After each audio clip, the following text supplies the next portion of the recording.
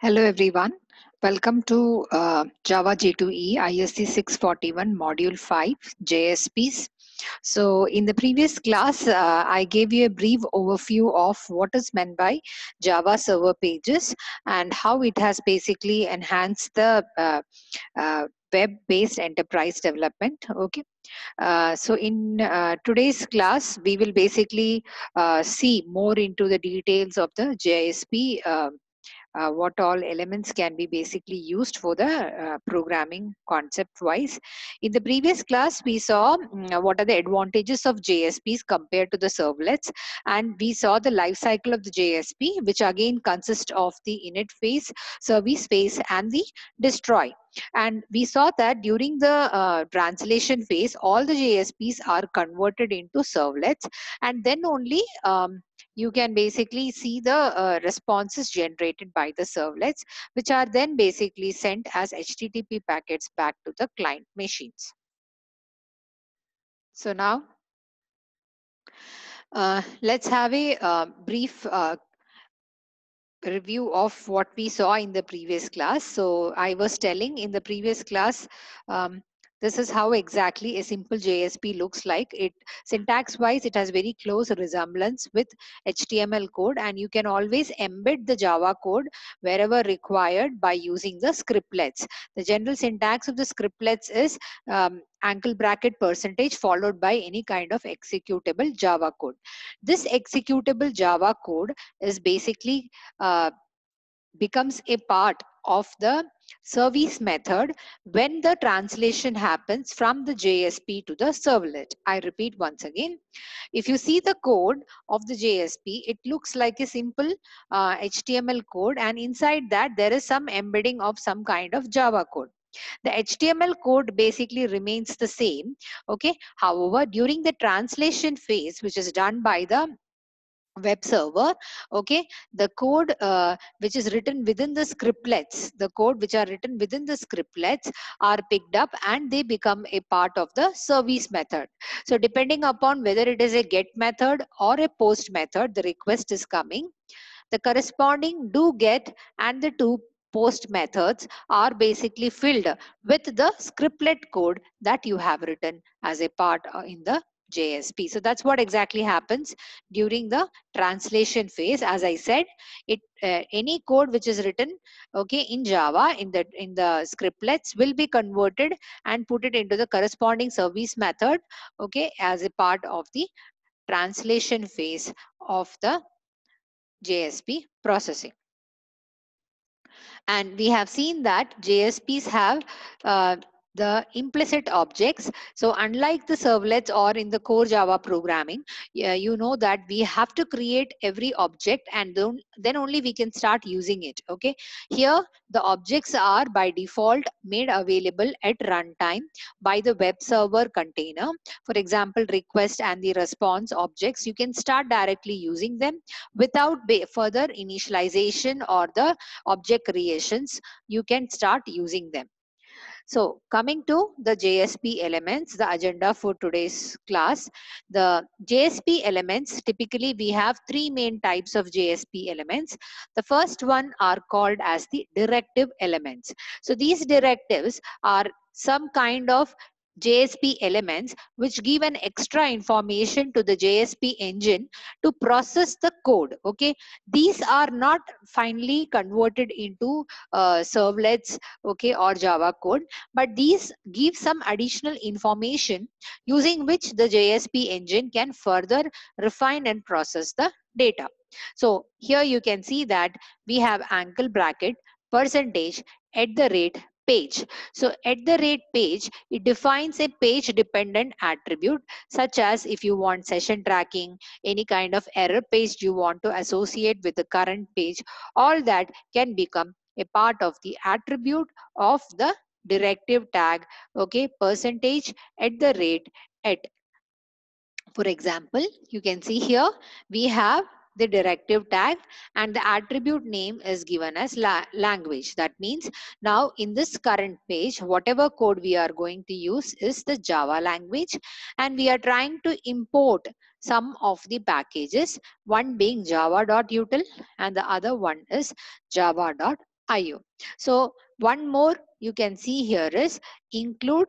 It includes the files during the translation phase. So like your import statement in Java, here we have, okay, you can also include the files, okay, during the translation phase. Next comes the taglib.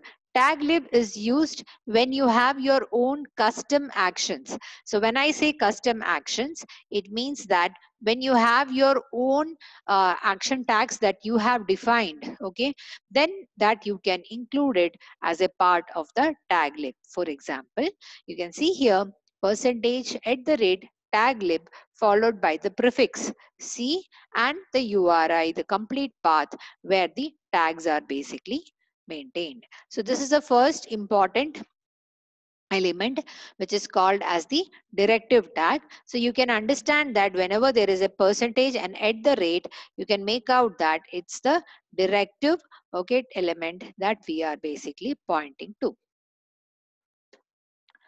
So let's see a simple example. So here you can see we have used the directive tag which tells that an information about the page, that it's a simple example, followed by the HTML code, the header, the body background color, background image, and we are telling that we want to basically include a specific file. And what is the name of the file that we are including? It is first.html file is getting included here, and followed by that is your typical HTML code with the table, okay, rows and columns. So here we have used two directives. One directive is page, which tells the page information. Another directive is an include, which is basically used to include the first.html inside the current file. Moving on to the other elements. The second category of elements is the scripting elements. Under the scripting elements, we can add small pieces of Java code. Okay, as I told, this will become a part of your service method. So the first important tag is the scriptlet tag, where whatever you write within the angle bracket and percentage, it becomes the embedded Java code. It gets inserted, okay, into the servlet as a part of the service method. So all your business logic, whatever you want to do with the processing of the data, everything you must write within the scriptlet so that it becomes a part of the service method when the JSP gets converted to the servlet during the runtime. Second important thing is the expressions. The expressions. So these are given as angle bracket percentage equal to. It results in adding the statement that you have written here as a part of the response object, which is basically going to the client. I repeat, here after the equal to, whatever expression you are writing, it gets added to the response object. What is this response object? It is a HTTP servlet response object. Okay, so if you want to basically write any string statement which should be printed back to the client, you can use the expression. It is used for displaying the values of the variables. The expression is evaluated on the right hand side, and it gets inserted, okay, into the servlet's output statement as a part of the expression scripting element. The next one is the declaration.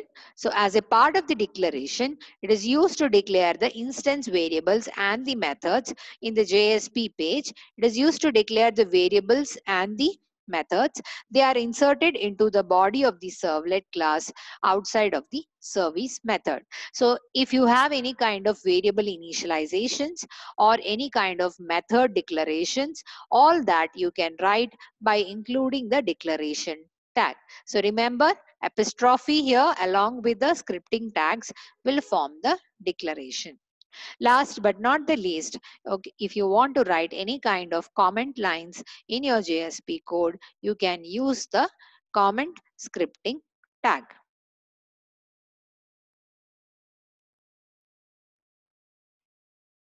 So let's see a simple example of Hello World program. So we can see here the first line, uses a directive. The page language is Java. The content type is HTML. Okay, and page encoding standards are basically given. Now comes our typical HTML code with HTML header tag. Okay, and then comes the title inside the body. Now, very important, you can see here we have used hello world. Hello world expression is evaluated. It's a string, and the value of that, because of the expression tag, I repeat, because of the expression tag, gets added to the response which is going from the server to the client. Hence, when you run this program, you will be able to see the hello world on the web browser of the client. Along with that, you can also basically print 30 plus 20. The value is 50, and you are printing out.print 50. So out is an object of the JSP print stream, okay, where I didn't declare any out object. If you see here, I have not used any of the out object at all, right? There is no out object at all being written anywhere, but still you are able to use it because it's a part of the implicit object. So at runtime, the container will basically provide you the out object. All you have to do is to just use that particular object and print, okay, the result of the expression that you want to supply to.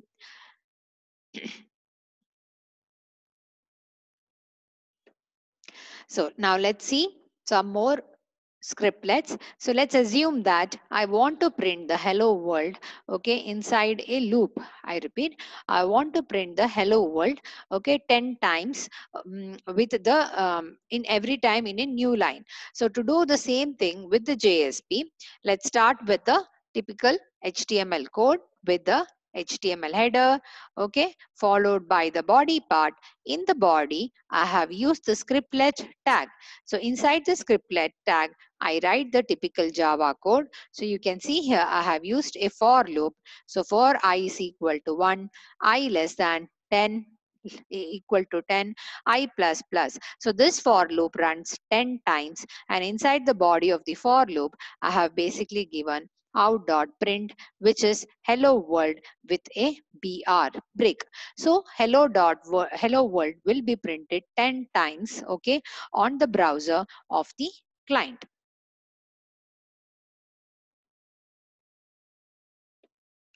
Let's see some examples of the declaration tag. Again, in the JSP code, if you want to write the declaration tag, you can see here we have the declaration tag where we basically declare the two things. One is a variable x of integer type whose value is equal to 0. The second one is a square which takes an integer value and it returns x into x. This complete thing is written, okay, inside the declaration block.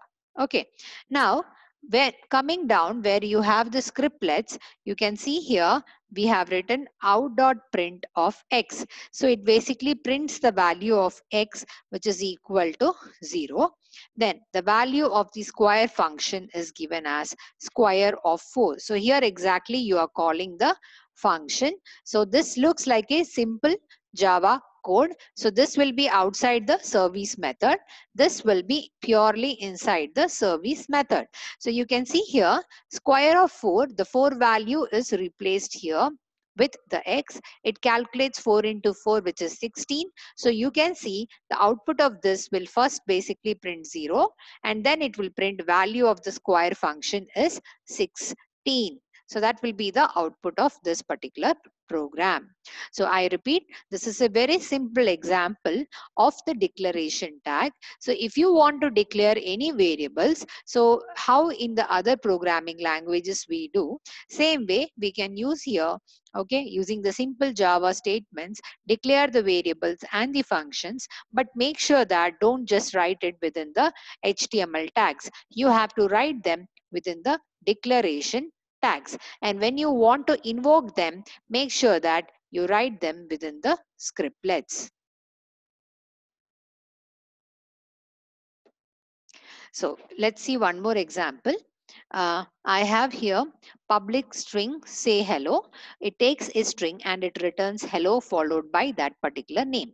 So we have written this piece of code inside the declaration tag. What exactly are we doing here? We are calling a function which is called as say hello, and this method must return hello followed by the name. Now, what is the particular string we have sent? Okay, Rose India. And now using the expression tag, I am calling the function say hello and I am supplying this particular variable as a part of its argument. So I repeat, say hello, I pass st, the control goes to say hello, function call. Here Rose India, the output will be hello Rose India. And this output will be printed on the console or on the web browser of the client because of the expression tag.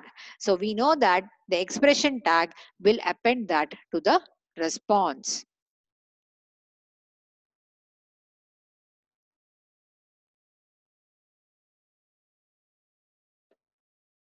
Okay, so now let me give you some examples on the Eclipse.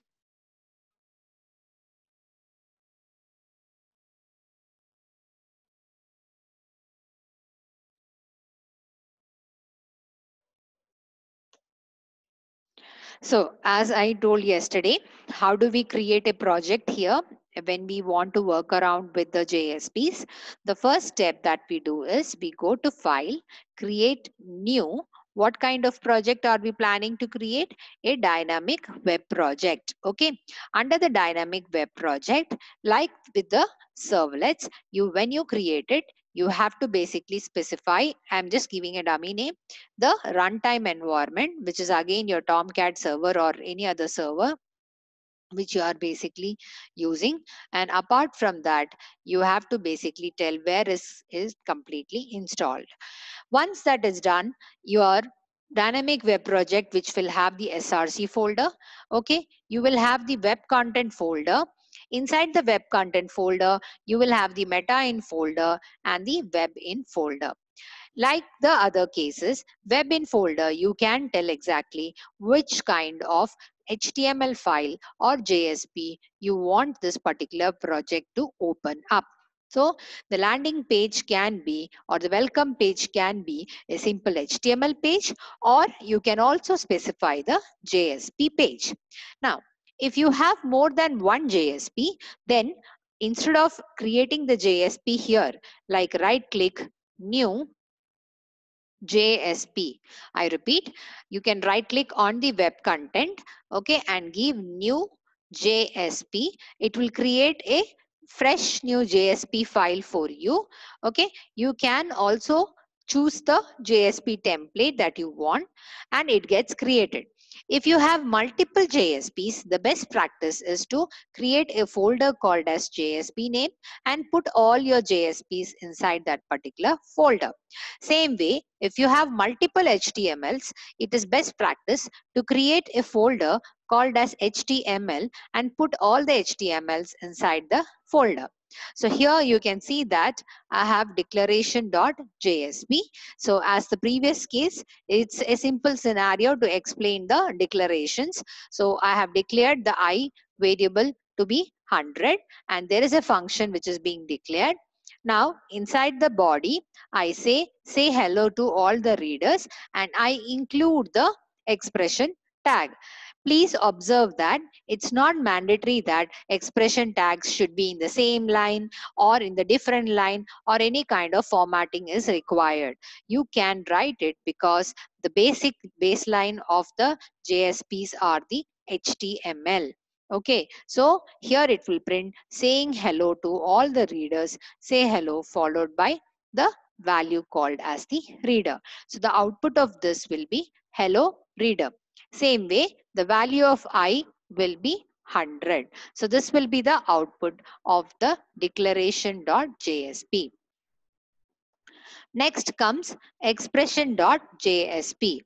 Under expression.jsp, I would like to basically show some of the examples of how to basically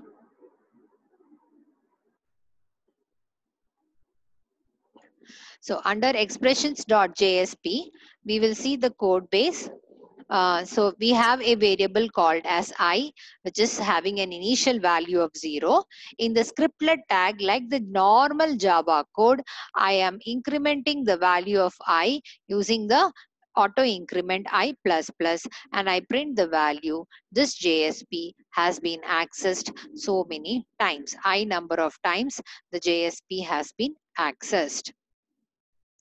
Next, you can see under ravikumar.jsp. Now, here I have two variables, A and B, okay, and a sum with a background quit in color. I have a method sum, okay, which will check the sum value is equal to 6. Then it will say, hello, how are you? Else, it will print that, okay, it is not equal to 6. So, this is a simple example of how you can include the if-else conditions inside the JSP scriptlets. So what we have done here, I would like to repeat once again. Please pay attention.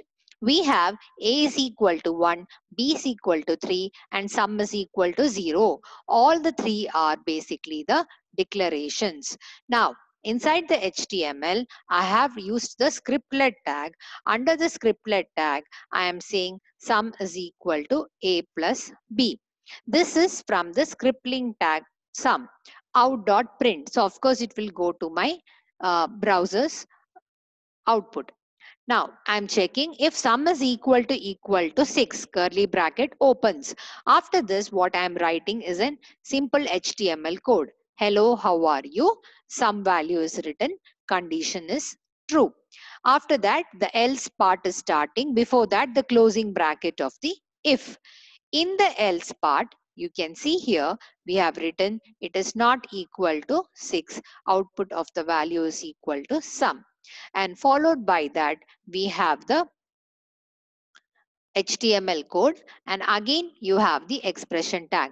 Even for a single bracket, if you feel that that's a part of the Java code and the else part has to be closed, then you can use separately these scriptless tags and you can basically close it. So I repeat, there you are embedding the Java code inside the HTML. So even if it is a semicolon or a curly braces also, if you want to put it inside your Java code, and in between, suppose if the HTML code has come, there is no restriction, go ahead and use the scriptlets and make sure that you are basically running the code. Okay, so I would like you to show the output of the program that I have shown you just now. So the first code, if you basically see here, now we have seen the declaration test page saying hello to all the readers. Hello reader, value of I is equal to 100. It is a part of the JSP which is called as declaration.jsp. So I will make a switch again to the code.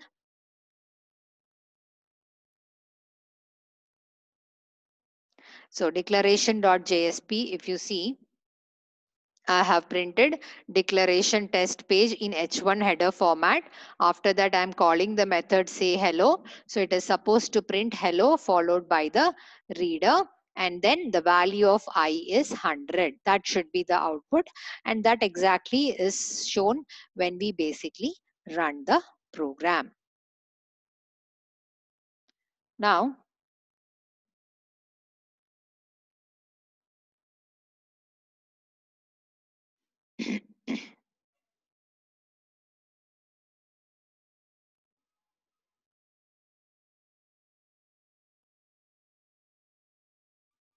so we have understood how to give the if and the else loops using the JSPs. So let's see the next output, which is ravikumar.jsp. Inside this code, you have seen the output should have the background wheat in color, hello world, and then it should say this is from the scriptlet tag, sum should be printed.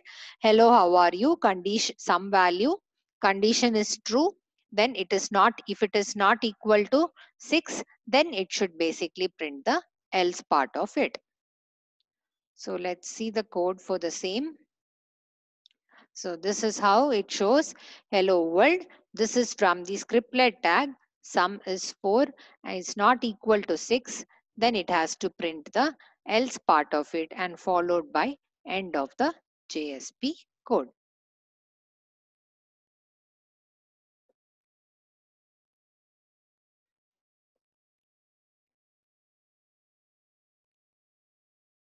Yeah. So the last example, here is scriptlet test or test page. The background color is orange. I would like to print this within a for loop, okay, where the for loop runs from 1 to 0 to 5, okay. So 5 times the output should be shown. So we have understood how to basically use the scriptlets, okay, to execute your all the basic um, all the basic for loops, okay, looping control decisions you can basically print using the scriptlet supports which are available in the JSP.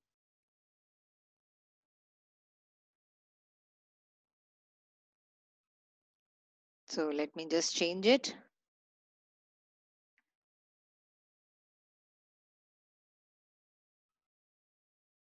So you have scriptlet test page where the hello world, this is scriptlet test 0, 1, 2, 3, 4. Within the for loop, it is basically getting executed.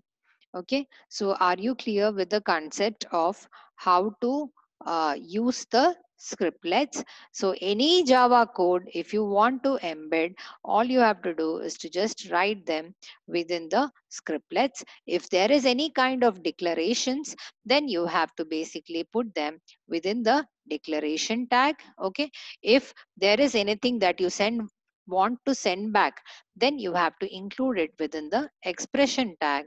And last but not the least, you can use the if loop, while loop, whatever you can do it with Java programming. Everything you can do it even in the JSPs to build the logic. Now, let me just tell you one more example. You can see here, I am trying to basically validate the username and the password. So again, I create a new project, okay, JSP project, and I have a folder called as HTML inside the web content where I have login.html. Inside the login.html, if you see, I have a form. The form has got the action and the method which has got a table. Okay, inside the table, I have a format to enter the name and the password and following which is submit button. Now, the action, if you see, when I press the submit button, it will take me to the JSP and the method correspondingly used is the get method. So even though we are not writing anything inside the JSP called as get, but during the translation phase, as we know that we have a service method, we will also have a method called as do get. So all this content will be put inside the do get method of the servlet which gets generated. So now let's see validate user.jsp. Inside the validate user.jsp, from the request object using the get parameter name, I take out the value of the name which the user has entered. Same way, I take out the value of the password. After that, I am checking if it is Ravi and cluster as the password, you have to say welcome. Otherwise, you have to say that you are not welcome. Same program I had shown in the previous class also using the servlets. If you compare the amount of code written here, it is barely 4 lines and your complete HTML is generated. On the other hand, the servlets you required more amount of extensive programming. If you see here, we have an object called as request. This is an implicit object from the HTTP servlet request and you call the method get parameter to get the value of the name which is there inside your logging.html. So if you press Ravi and cluster, the corresponding passwords are basically generated and validated in this particular example. Okay, so I hope this the concept of the JSPs is clear with it. So with this, we will basically end the session. Okay. So in the next class, we will be getting into the deeper concepts of the JSPs with the various action tags. Thank you.